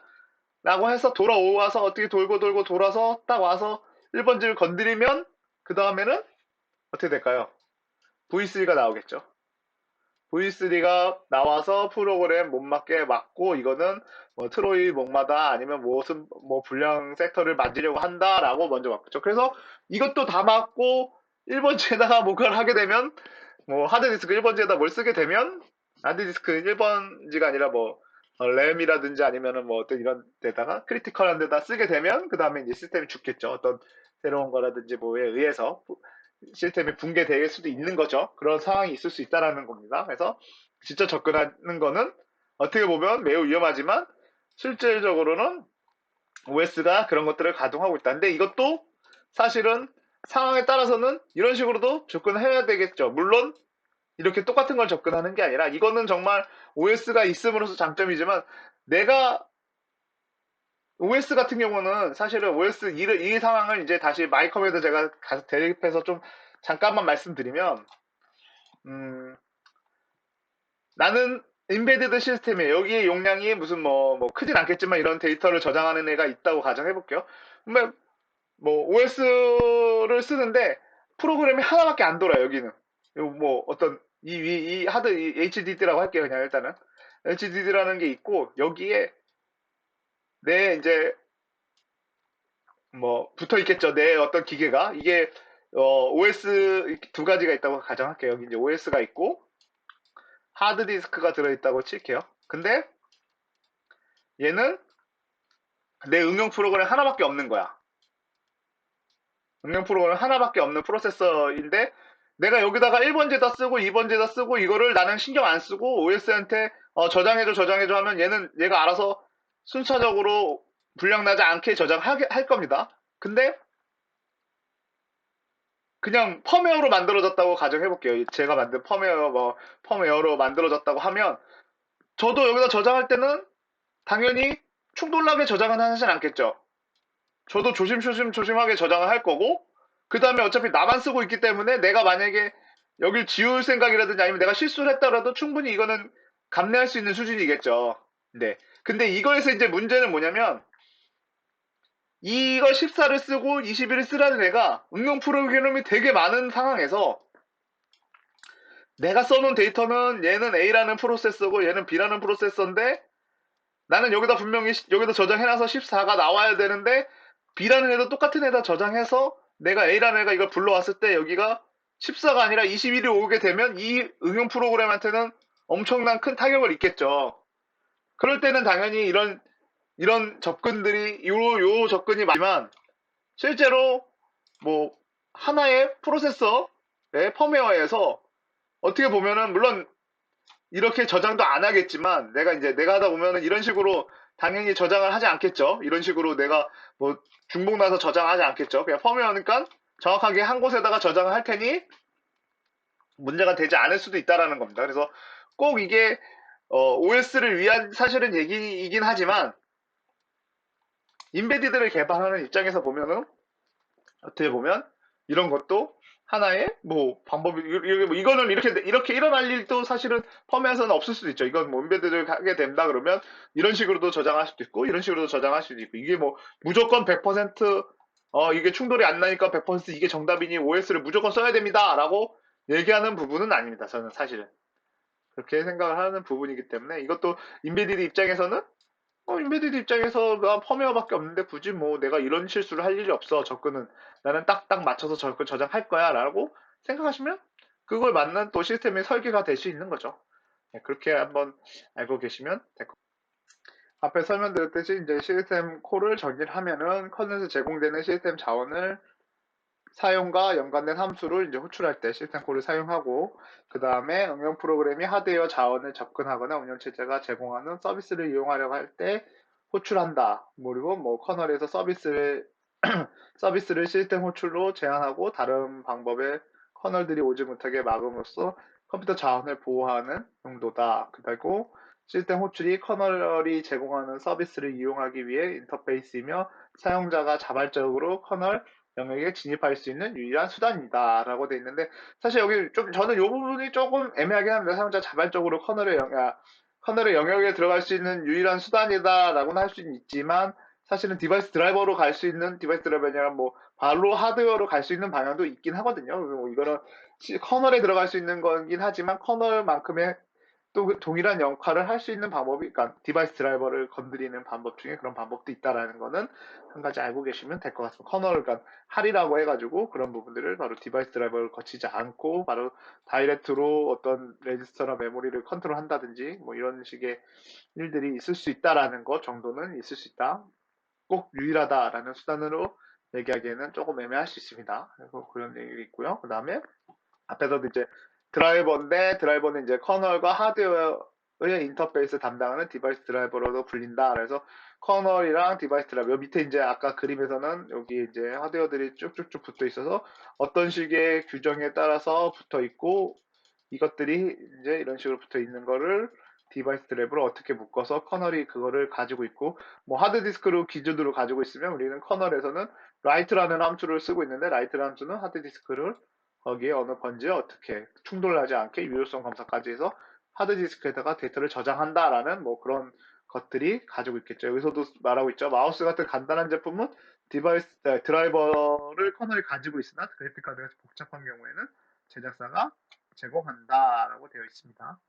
그리고 커널의 구성인데, 커널은 프로세서 관리와 메모리 관리, 아까 얘기했던 파일 시스템 관리, 그 다음에 디바이스 관리, 네트워크 관리가 있습니다. 뭐 이렇게 쭉 말로 설명돼 있는데, 이거 그림으로 좀 표현이 된 게 다음 장에 있고요. 요렇게 돼 있다고 보시면 됩니다. 이제 시스템 호출을 통해서 이쪽에 이제 파일 시스템 관리, 프로세서 관리, 메모리 관리, 버퍼, 디바이스 이런 식으로 되어 있고 네트워크 쪽이 있는데, 뭐 사실 여기 시스템 호출에서 이제 바로 붙는 부분들이 어떻게 보면은 가장 접근적인 부분들이죠. 우리가 만약에 시스템 콜을 하게 되면 파일 시스템 쪽에 이제 우리 파일이나 이런 쪽이나 하고, 사실 시스템 콜에서 메모리를 직접적으로 접근하거나 이런 걸 다이렉트로 하지는 않거든요. 이것도 지금 나와 있듯이. 그리고 프로세서 쪽은 매니저먼트 쪽이나 이런 쪽은 또 프로세서에 대한 정보라든지 이런 것들은 바로 관리가 되지만, 요 밑에 단은 사실 한 단계 거쳐서 가는 부분이기도 합니다. 그래서 이런 식으로 그림이 그려져 있다라고 생각하시면 되고, 만약에 여기서도 이제 어쨌든 파일 시스템 쪽을 가서 이쪽 디바이스 쪽으로 가려면 뭐 이렇게 하드웨어 인터페이스까지 내려갈 수 있는 방향이 있긴 해요. 어쨌든 파일 시스템 쪽의 관리를 통해서 뭐든지 다 이루어지는 상황이 있습니다. 프로세서나 파일 시스템 쪽 관리를 통해서요. 사실 리눅스에서는 파일 시스템 관리가 엄청나게 또 중요하게 디바이스들이 다 파일로 붙기 때문에 엄청 그쪽으로 이제 많이 연결되어 있다라는 거가 이제 보일 겁니다. 그래서 이렇게 네트워크로 붙어도 파일로 붙고 하니까요. 그 마운트가 되면은 파일 시스템으로 나타나기 때문에 사실은 리눅스에서는 파일 시스템이 어떻게 보면 엄청 중요한 시스템일 수도 있습니다. 저도 그렇게 생각을 하고 나중에 좀 이따도 조금 더 간략하게 더 설명을 드릴 생각이니까요. 그런 식으로 알고 계시면 될 것 같고요. 그래서 이제 인베디드 운영 체제인데 이제 넌 OS, 제가 이제 뭐 이 부분들이 있었는데 아까도 이제 얘기했듯이 여기에 RTOS랑 인베디드 리눅스라는 얘기를 썼습니다. 이제 넌 OS라고 하면 사실 마이크로 프로세서에서 직접 컨트롤하고 무한루프로 프로그램 제한다는데, 어 마이컴을 여러분들이 배웠는지 제가 잘 모르겠지만 마이컴 같은 경우는 제일 유명한 게 AVR 아트메가 128이겠죠. 128이 가장 유명한데, 사실 이거는 8비트입니다. 8비트. 8비트 마이컴이기 때문에 인베디드 이제 운영체제에서 이제 윈도우를 또 빼놓을 수가 없는데, 옛날에는 윈도우 C라는 것들이 있었습니다. 뭐 윈도우 C를 많이 들어보신 적은 있었겠지만 TDA나 이런 것들에서 이제 윈도우 C가 있는데, 사실 이제 윈도우 C는 사용하지 않는 걸로 생각하시면 되고요. 저도 윈도우 C에 대해서 예전에 이제 저도 학부 때는 이제 윈도우 C로 되어 있는 프로젝트라는 보드가 존재했었고, 그거 윈도우 C에서 뭘 했긴 했었는데, 사실 리눅스는 윈도우보다는, 그러니까 리눅스 대비해서 윈도우가 장점이 좀 있습니다. 사실은 여기서 뭐, 하지만 가격이 비싸다 이렇게 돼 있는데, 뭐 속도가 느리다, 뭐 이렇게 하고 사용시 많은 양의 메모리를 요구한다 이렇게 뭐 좀 안 좋은 얘기들만 많이 적혀 있는데, 사실 윈도우의 이제 가장 장점은 친속도가 이제 우리나라 기준이겠지만 뭐 우리나라 기준에서 윈도우는 엄청나게 친속도가 높죠. 다들 윈도우는 젊으신 분들, 저희 지금 전자공학과 나오시는 분들은 윈도우 당연히 다 어느 정도 일정 부분 레벨 이상으로 한다고 저는 생각이 되기 때문에 윈도우에서 개발하는 거를 그대로 가져다가 개발할 수 있습니다. 그리고 데스크탑 윈도우를 응용 프로그램에 뭐 소환성을 우수하고 그다음 프로그램 개발 환경이 잘 갖춰져 있다라고 되어 있죠. 뭐 그 개발 환경에 그 대표적인 게 이제 비주얼 스튜디오가 여기 이제 존재를 할 거고요. 그 다음에 음, 가격이 비싸다라는 거는 사실은 누구에 비해서 비싸다라는 거는 리눅스겠죠. 리눅스는 무료인데 리눅스는 무료인데 어, 윈도우는 거의 한 대당 뭐 10만 원 정도 들어가겠죠. 그렇다고 해서 그러면 10만 원이 들어가니까 지금 이제 뭐 안 쓰냐라고 물어볼 수도 있는데 실제로 엄청 많이 씁니다. 생각보다 되게 많이 씁니다. 여러분들이 지금 보고 있는 뭐 편의점에 쓰고 있는 그런 뭐 계산하는 것들이라든지 어느 것들이든 웬만한 거 여러분들이 어떤 알바를 하면서도 키오스크라든지 이런 것들을 보시면 거의 윈도우가 들어가 있는 게 대부분 많습니다. 왜냐면 윈도우에서는 돈 결제하는 거, 시스템 결제하는 거, 리눅스로는 보안적이나 이런 것들을 감당을 못하고 개발자도 부족하다 보니까 활용을 못하니 윈도우에서 지금 개발되어 있는 것들을 그대로 라이브러리를 갖다 써야 되니까 이식률이 어떻게 보면 더 좋죠. 윈도우에서 개발돼서 바로 그걸로 뭔가를 만들면. 그럼 윈도우 사실은 이 하드웨어 비용은 비슷할 수 있습니다. 여기에 물론 당연히 윈도우가 올라갔다. 윈도우가 올라간다 그러면 뭐 이런 암을 쓰진 않겠죠. 암을 사용하진 않겠지만 뭐 i3가 아니라 뭐 셀러론 정도 사용해서 실제로도 저도 지금 개발하고 있는 프로젝트 중에 윈도우로 되어 있는 인베디드 그 의료기기를 또 윈도우로 개발하고 있습니다. 의료기기 개발자로. 왜냐면 의료기기 개발이 윈도우로 되어 있는데 엄청 편하죠. 개발도 편하고 모든 게 편하고 단지 딱 하나의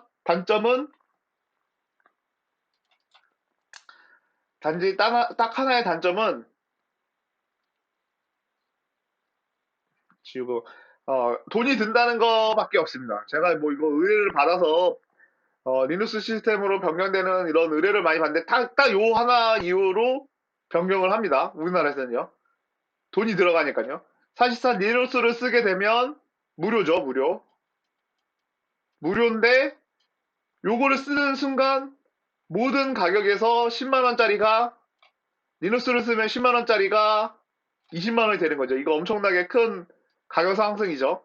요런 것 때문에 이제 그 윈도우보다는 리눅스로 넘어가는 제품화를 했을 때 제품화를 하게 되면 윈도우보다는 리눅스가 이런 면에서 사실상 10만 원짜리가 20만 원짜리가 될 수 있는 거니까 예. 뭐 여기 속도가 느리다. 이거는 사실은 의미가 없어요. 요즘은요. 왜 의미가 없냐? 속도 느릴 수도 있지만 속도 느리면 그만큼 좋은 성능의 뭐 i7 최근에 나온 뭐 i9 같은 것들도 있죠. 이런 거 쓰면 됩니다. 물론 이것도 뭐가 문제냐면 금액이 올라가겠죠. 이게 또 이제 20만 원짜리가 30만 원짜리가 되는 이제 얘기인 거죠. 30만 원이 아니라 뭐 이거는 한 50만 원, 뭐 60만 원까지 올라갈 수 있는. 뭐 어쨌든 속도는 근데 별로 그렇게 중요하지 않고 메모리 용량 이것도 많이 중요하죠. 왜냐면 램 사실상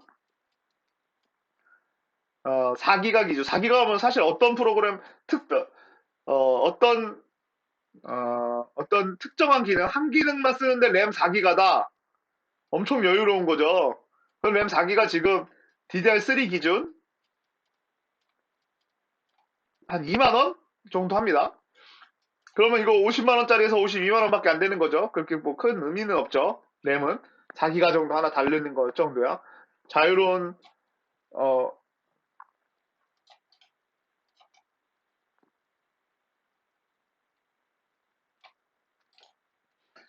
여기서 이 자유로운 재구성 불가능이라는 얘기는 뭐냐면 OS에 있는 겁니다. OS에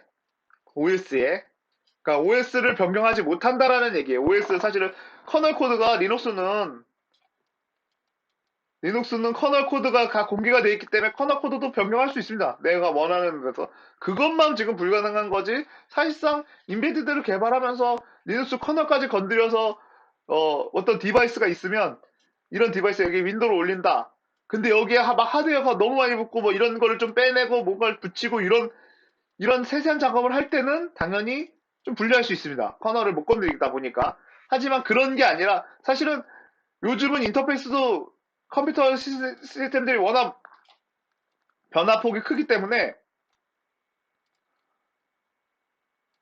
변화폭이 크기 때문에 이런 윈도우가 있다고 치더라도 사실은 충분히 맞는 USB 쪽을 뚫어서 할 수 있는 방향이 엄청 많아졌습니다, 사실은.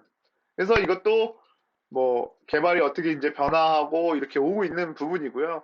그래서 윈도우도 사실은 쓸 수 있다라는 얘기를 저는 드리고 싶습니다. 뭐 꼭 나쁜 것만 있다라고 얘기하는 드리는 게 아니라 실제로도 윈도우가 상당히 많은 부분이 사용합니다. 물론 어떤 이유에서냐면 뭐 이거와 전혀 반대로 진짜 이 하나만 가지고도 윈도우는 엄청 많이 사용됩니다. 일단 민베드 운영체제 중에서 이제 자바인데요. 자바를 여기다 쓴 이유는 사실은 자바는 태생 얘기를 좀 하려고 합니다. 사실 많이 쓰진 않고 이제는 많이 좀 죽어가는 시점이긴 한데요. 뭐 여기 뭐 스타버스라든지 이런 걸 합산되고 있다는데 사실 옛날에는 스마트폰에서 이제 썼다고 제가 봤는데 제가 아까 JVM이라고 했었는데 핸드폰용으로 이제 KVM이라는 용어가 있긴 한데요. 어쨌든 그래서 RTOS라는 항목에 메인이 따로 있고 RTOS라는 곳에 자바 VM을 적용을 시키면 KVM이 적용이 되면 사실상 하드웨어 구조는 모르더라도 여기서는 자바를 또 동작시킬 수 있는 구조가 됩니다. 그래서 이런 자바 어플리케이션에 동작해서 이런 방법을 쓰다가 이게 사실상 스마트폰으로 넘어가면서 패러다임이 완전히 변화되고 이거는 사실 사장이 됐죠. 없어졌다고 보시면 되고요. 잘 안 쓰는 기술이 돼버린 거죠. 왜냐면 벌써 거기서는 스마트폰에서 리눅스에서 이제 자바 코드로 안드로이드 기준으로 자바로 이제 코딩을 하니까요. 그리고 자바 자체 태생이 C++이나 이런 거에서 이제 음, 어떤 만약에 이제 이런 거죠. 자바 태생은 좀 이런 느낌이라고 보시면 됩니다. 제가 뭐 이거를 어, 이런 느낌인 게 자바 같은 경우는 실제로는 이제 C++이나 이런 거에서 이제 뭐 TV나 이런 걸 만들 때 TV 있으면 여기 이제 뭔가 어떤 시스템 만들 때 여기 메인 칩이 들어간다 했잖아요. 이 칩이 들어가는데 이 칩이 변경이 되면 사실상 여기에 들어가는 칩이 변경이 되면은 이거에 맞게 이 하드웨어가 변경이 된다는 얘기겠죠? 이 칩이 변경되고 이 하드웨어 배선들이 다 변경이 되면 여기에 있는 C 언어나 C++ 코드는 운영체제가 없는 뭐 C 언어나 C++ 같은 경우는 이거에 맞게 좀 변경이 돼야 되는 거예요. 기능이 하나도 변경이 없는데 여기에 뭐 모니터 달리고 뭐 달리고 이게 똑같다 하더라도 이 칩이 변경됨으로써 이 C 언어나 C++은 변경이 돼야 됩니다. 여기에 맞게 이 칩 변경 라인 어떤 거에 맞게 변경이 돼야 되는데 어 사실상 똑같은 기능을 하는 건데도 이 칩 하나 변경 때문에 칩이 왜냐면은 단종을 시키고 새로운 칩이 나올 수도 있는 거 뭐 유명한 칩이 계속 만들어지지만 유명하지 않은 칩들은 단종이 또 되는 칩들도 많거든요. 그래서 단종이 되는데 이때 만약에 JVM만 그러니까 가상 머신 자바 가상 머신만 이 칩에 이식만 되어 있다면 자바 코드는 변경할 필요가 없는 게 이제 그 룰인 거죠. 자바는 변경이 없고 JVM만 여기다가만 적용을 시켜주면 되는 거예요. 여기다 포팅만 시켜주고 이런 것만 변경돼서 붙여주기만 하면 자바 코드는 그대로 들어가 되는 거죠. 그러니까 코드를 재활용할 수 있다라는 거에서 되게 장점으로 받아들일 수 있는데 사실상 JVM 작용하는 것도 만만치 않다 보니까 사실상 그것 때문에 이제 이거는 이제 잘 안 사용되고 저도 이제 예전에 있을 때 스마트폰에서 이제 KVM을 올리는 것도 많이 해보고 이런 적도 좀 잠깐 있어 봤는데 사실상 이것도 이 디바이스가 변경될 때마다 계속 투입이 돼야 돼요. 계속. 그러니까 새로운 휴대폰이 나온다. 그러면 그때마다 이제 이 KVM 때문에 계속 투입이 되는 거예요, 인력이요. 새로운 폰 나올 때마다 계속 투입돼요. 사실상 자바는 요거를 없애기 위해서 이런 투입을 안 하려고, 인력 투입을 안 하려고 하는 거지만, 실제로는 계속 투입이 됩니다. 그 대신 여기에 투입이 되고 나면 이 핸드폰이랑 A라는 핸드폰과 이 B라는 핸드폰은 전혀 관계가 없고 성능도 저것도 사실상 모두 없어도 마치 범용 OS처럼 얘에서 썼던 게임이 얘에서도 돌아가는 거죠. 왜냐면 우리는 성능까지도 다 해주는 자바부에 물론 이것 때문에 여기 A라는 거에서 돌아가는데 뭐 얘가 성능 퍼포먼스가 많이 올라갔으니까 B라는 곳에서 뭐 안 돌아가냐 뭐 이런 거가 아니라 진짜 자바부에 돌아가면 다 똑같이 돌아간다고 보시면 됩니다. 그러니까 어떻게 보면 동일한 성능을 계속 유지해준다라는 것도 장점이 될 수도 있는 거죠. 네, 그렇게 생각하시면 될 것 같습니다. 이 부분은요. 그다음에 이제 리눅스의 특징인데요. 유니스가 완벽하게 호환된다. 뭐 유니스가 워낙 유명한 이제 OS가 돼버리니까 이거 공개 OS고 이 오픈 소스 기간 단축하고 뭐 다른 OS 운영처보다 안전적이다. 뭐 무료. 사실 여기 무료에서 많이 효과가 됐고 그다음에 리눅스에서 이제 가장 장점이 이제 파일 시스템인데 모든 하드웨어 기능이 효과적이다라고 하는데 이게 파일 시스템이다.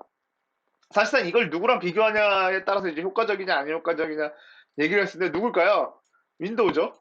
윈도우랑 비교하면 엄청나게 효과적이죠. 왜 그러냐면 윈도우는 어, 모든 것들이 그냥 사실은 다 좀 많이 감춰져 있어요. 붙어도 이거가 어떻게 생겼는지를 알 수가 없는 부분이긴 해요. 막 이렇게 뭐 만약에 마우스가 붙었다. 그러면 우리 마우스를 보려면 어떻게 되죠? 윈도우에서는 장치 관리자 들어가야 되죠. 장치 관리자 들어가 보고 장치 관리자 들어가서 거기서 이제 뭐 해서 뭐 요 UID라고 이제 USB ID 같은 거 하나 볼라 그러면 요런 거 하나 볼라 그러면 진짜 어려워요. 윈도우에서는 알아내려면요. 리눅스는 모든 게 파일로 들어가기 때문에 이런 USB 마우스 하나 붙었다고 하더라도 이 파일 시스템 안에 어딘가에 마우스라는 게 존재하고 이쪽에 뭔가 파일 하나 VI로 열어보면 요 파일 A라는 파일 뭐 어떤 파일이 있겠죠? 거기에 정보 파일 열어보면 이게 뭐 UID는 뭐 1000번이다. 이런 게 이제 쉽게 나오는 거죠. 이런 면에서 사실상 하드웨어를 효과적으로 사용할 수 있는 게 유니스에서 이제 되게 강력한 장점이 되는 거고 이 네트워크 구축하게 할 수 있게끔 한다라는 거는 네트워크는 OS에서 우리 다들 지원하잖아요. 그런 거라고 생각하시면 돼요. 윈도우를 써도 이거는 똑같은 거예요, 사실은요. 공개 OS다. 여기에서 지금 다른 거는 지금 이렇게 적혀 있지만 실질적으로 이 아래 지금 여기서 요거 아래로 있는 요 부분들은 사실 윈도우에서도 똑같이 할 수도 있는 거예요. 물론 성능의 어떤 차이가 퍼포먼스의 차이는 있을 수 있지만 근데 이 위에는 사실상 리눅스만 할 수 있는 거죠. 여기까지는 이렇게 생각하시면 됩니다. 밑에는 뭐다 하면 윈도우랑 사실 비교할 거리가 안 되지만 여기 위에 이 위로는 윈도우랑 많이 비교가 되죠. 네. 그렇게 생각해서 이게 장점이 될 수 있고 얘는 사실상 OS가 가지고 있는 장점이 되는 겁니다. 네. 다중 작업 뭐 이런 것들 OS가 가지고 있는 작업들이 되겠죠. 그리고 이제 인베디드의 특징은 이제 ARM이나 이런 것에서 이게 사실상 이것도 윈도우는 이런 거에 좀 안 될 확률이 높죠. 어떤 지원하지 않는냐에 따라서 되냐 안 되냐가 좀 나눠지긴 하는데 뭐 리눅스도 이제 그런 거는 이제 컴파일러의 차이죠. 컴파일러만 존재한다 그러면은 이제 들어가는 거고요. 그리고 뭐 여기도 아까 얘기했던 거랑 다 비슷한 내용들이고요. 환경이라든지 프리 OS라든지 똑같은 내용이고요. 근데 한계성이 이제 윈도우 개발은 이제 데스크탑에서 뭐 어쩌고 개발하는데 인력 부족.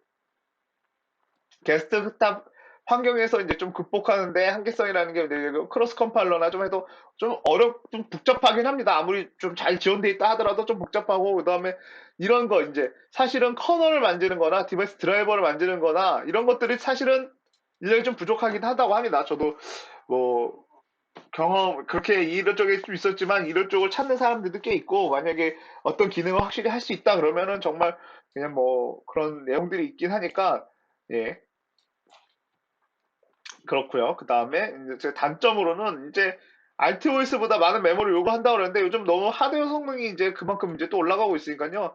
하드웨어 성능 대비하면 이것도 사실은 문제 소지라기보다는 저거하고 이제 GUI 환경 개발인데 이게 이제 그 안드로이드는 되게 잘 돼 있는데 안드로이드로 만약에 GUI 환경을 이제 정말 안드로이드로 가면 됩니다. 안드로이드 가면 되는데 안드로이드도 가지 않고 그냥 리눅스에서 한다 그러면은 조금 엉성하게 나오는 경향이 없지 않아 있죠. 왜냐면 요즘 터치나 이런 것들이 워낙 잘 돼 있다 보니까 그 큐티라든지 이런 걸로 하려면 우리가 아마 실습을 하다 보면은 여기까지도 오게 될 텐데 사실상 이게 조금 엉성하죠. 그리고 이게 리눅스에서는 이런 부분들이 매우 좀 불리한 거죠. 사실 X 윈도우라는 환경에서는 지금 안드로이드만큼의 이렇게 터치를 지원하지 못하다 보니까 이런 부분에서 좀 불리할 수 있고요. 그 다음에 범용 OS 태생 자체가 RTOS의 다소 어려움이라고 돼 있는데 이게 좀 제가 오타가 낸 것 같은데 이 부분이 무슨 얘기냐면 범용 OS로 탄생했기 때문에 실제로는 RTOS는 딱 그 정해진 일 몇 가지밖에 안 합니다.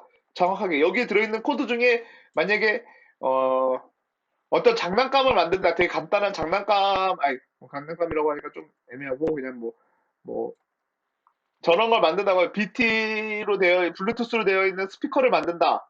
우리 이어폰을 만든다. 우리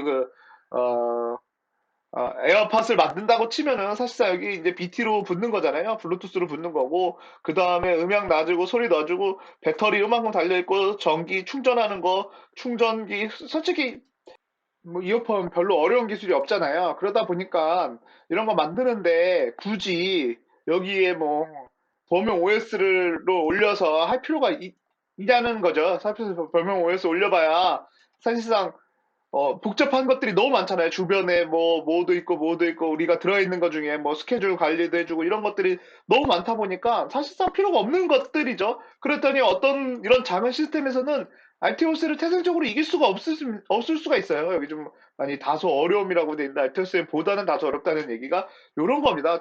어쨌든 제가 이 지금 얘기를 하면서 이제 말씀드리는 거는 그 어떤 OS가 있다 그래도 지금 우리가 여기 많은 것들을 지금 제가 쓰고 왔지만 어떤 것들은 사실 사장된 것도 있어요. 지금 보면은 지금까지 오면서 얘기한 거는 그 뭐랄까, OS가 없는 버전들, 펌웨어로만 된 것들, 사실 되게 많이 쓸 수도 있습니다. 상황에 따라서 사용이 됩니다. 실제로 개발도 하고요. 간단한 것들을 많이 그렇게 개발하고, 그렇게 개발된 걸로 지금까지 만들어져 있는 바이너리가 어떤 새로운 버전의 마우스에도 계속 내려오면서 사실 코드 수정 없이 계속 내려오는 경우도 있을 수도 있습니다. 이것도 있을 수도 있고, 그런 제품들은 지금 계속 생산되고 있고요. 그 다음에 RTOS가 들어간 것도 상황에 따라서 RTOS가 딱 맞는 제품도 있어요. 뭐 8비트 제품 썼는데 8비트 제품 썼는데 이거 당연히 OS 필요했다. 그럼 무조건 RTOS 들어갑니다. 뭐 제가 예전에 썼던 것 중에는 BT에 BT가 지원이 되는데 8051이 들어가 있는 칩 이런 거 무조건 RTOS로 간다고 보시면 되는 거죠. 이런 거 BT도 지원되니까 쓰는데 8051로 들어가는 거고 이런 거에 뭐 인베디드 리눅스가 당연히 들어갈 일이 없는 거고 어떤 뭐 GUI가 필요해서 했는데 그냥 윈도우를 쓸 수 있는 거죠. 다 이걸 맞게 쓸 수 있는. 물론 여기서 이제 윈도우 C 이런 것들은 사실상 사장돼서 없습니다. 사실 이런 것들은 잘 쓰진 않지만 왜냐면 윈도우가 그걸 다 당연히 대처를 하고 있기 때문에 C는 당연히 쓰질 않겠죠. 대신 윈도우가 그거에 대처해서 쓸 수 있다는 거죠. 그러니까 뭐 꼭 리눅스가 완전히 모든 이런 OS들 이런 인베디드 이거의 최정점에 있다? 저는 그 얘기를 하고 드리는 건 아니고 그 대신 이거에 맞는 리눅스는 리눅스만의 장점이 있는 거죠. 어, 그런 어떤 장점이 있는지를 보면서 파악하고 내가 나중에 설계를 할 때 이걸 어떻게 활용할 건지를 잘 이해하시고 있으면 됩니다. 그러니까 내가 이걸 어떻게 쓸 건지, 내가 지금 당장 개발해야 되는데, 이 코드가 만약에 외부로 공개되지 않았으면 좋겠다. 그러면은 GNU 소스가 있는 것들이기 때문에 리눅스를 쓸 수가 없을 수도 있는 겁니다. 외부에 내가 이거 공개되지 않았으면 좋은 코드가 여기에 들어가 있다. 내가 어떤 논문이나 내 특허가 다수 녹아 있는 것들이라면 사실상 이 GPL 라이센스 때문에 소스를 공개해야 되는 것 때문에도 포기할 수도 있는 거고요. 아무리 이 잘 만들어 놓은 윈도우를 통해서 아주 잘 만들어 놓은 시스템이 하나 있는데 이거 가격 이제 출시하려고 내놨더니만 리눅스 윈도우 쓰려고 그랬더니 뭐 10만 원이 플러스 된다. 이거 뭐 100만 원짜리인데 어? 이게 뭐 사실은 뭐 2천만 원짜리다. 10만 원 플러스는 아무것도 아니지만 이게 만약에 뭐 똑같은 뭐 다른 시스템인데 이게 10만 원짜리다. 플러스 10만 원이면 엄청 큰 거잖아요. 그러다 보니까 뭐 이런 시스템에서는 굳이 리눅스를 쓸 필요는 없겠지만